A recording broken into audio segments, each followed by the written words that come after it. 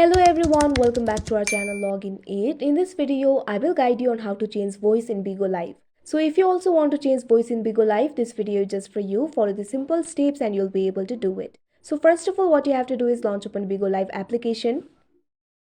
You can see over here Bigo Live has been opened. Initially, you'll be led to this kind of interface. So first of all, you have to start a live. Simply tap on the live button that you can see at the bottom of your screen. Now you can see over here you'll be led to this kind of interface. Over here you'll be able to see several options for live. Tap on the live that you want to start. After that all you have to do is tap on the option go live. After that within 3 seconds your live will be started. At bottom you'll be able to find several options over here. You'll also be able to see the option for 3 lines. All you have to do is tap on it. Now you can see over here you'll be able to see several tools. All you have to do is tap on the option mixer. After that, you'll be led to this kind of interface. Over here, you'll be able to see several options. Simply tap on the option that you want to apply. You can also increase or decrease the volume if you want.